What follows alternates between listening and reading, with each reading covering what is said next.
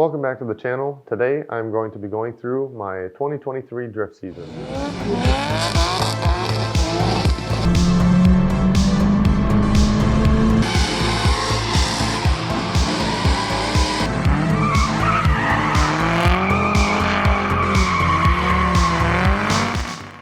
This year I competed in the Drifting the Plains series up at ND Drift at Interstate Raceway.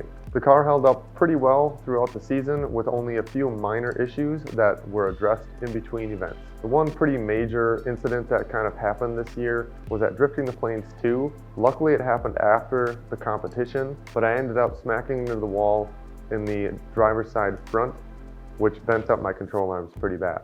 After that little mishap, I did get it repaired before the next points event, Drifting the Plains 3. At Drifting the Plains 4, however, I did end up developing a pretty bad misfire in cylinder 4, and I had to compete through the entire event on 3 cylinders. Although I had a misfire in cylinder 4, I did maintain 7th place out of 64 drivers in the point series. A few of the positives from the season though, I did end up having a pretty reliable car this season with minimal things that needed to be addressed. I had a lot of progress this season, but there's a lot more to learn and to apply to next year's season. I also had an extra event this year. I competed in the 5K Grassroots Shootout event, which first place was $5,000. I was knocked out fairly early. That was a great learning experience, a great event to participate in, and I can't wait for next year's event. I learned to get quite a bit farther into zones this year and just kind of trust the car and trust my driving.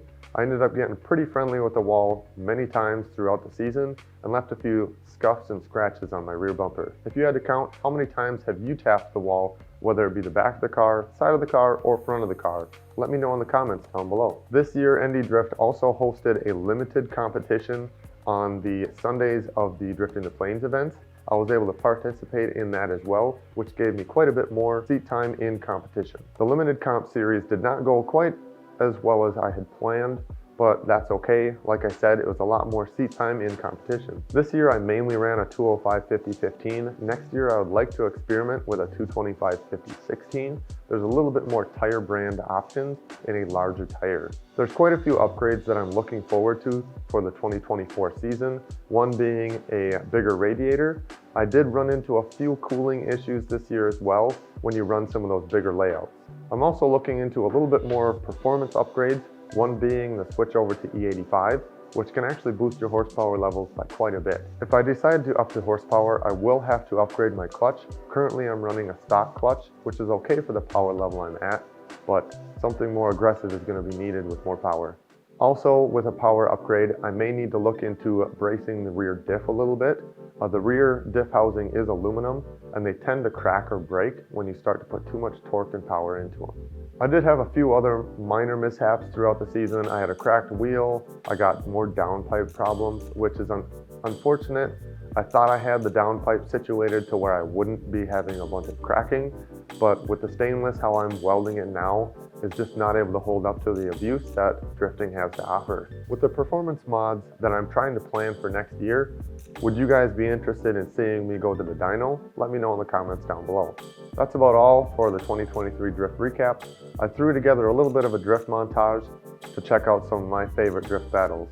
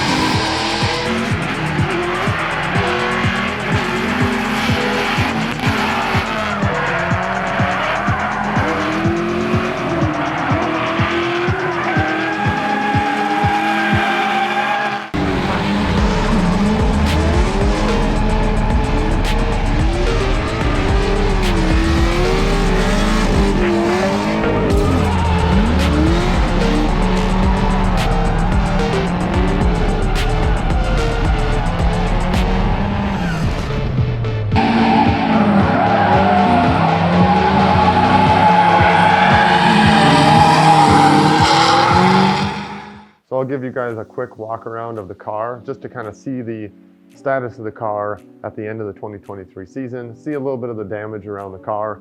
Mainly all the damage is on the driver's side, the front and the rear, which is unfortunate because this was the better looking side of the two at the start of the season. But that's the name of the game, drifting. You end up going into the wall, you go into other people go into you. It just kind of happens. So we'll start over on the driver's side. This is the side that I smacked first, right on the driver's side fender. You can kind of tell I did not fix it or anything. I just kind of left it there. The paint's not cracking. I did tear the fender right in here. I bent up the control arms pretty bad in there, so I ended up replacing that right after Drifting the Plains 2. Drifting the Plains 4 is where I received these few dents and bumps, which that's pretty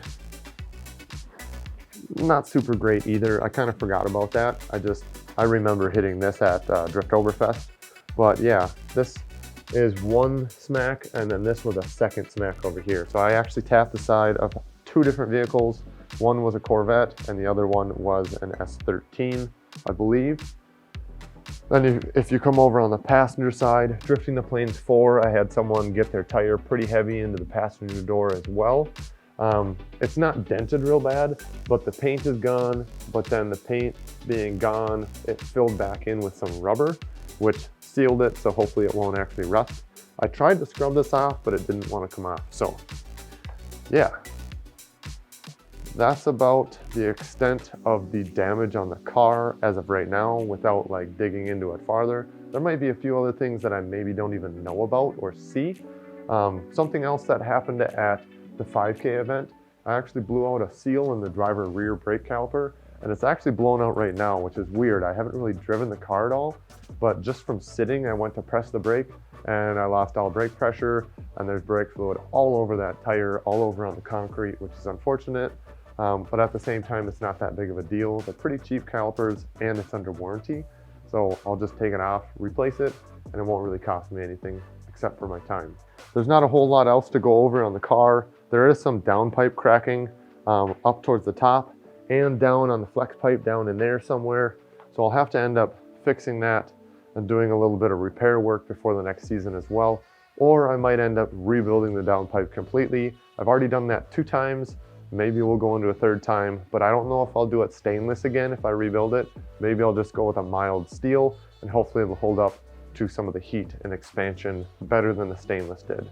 Thanks for watching. Don't forget to like, comment, and subscribe.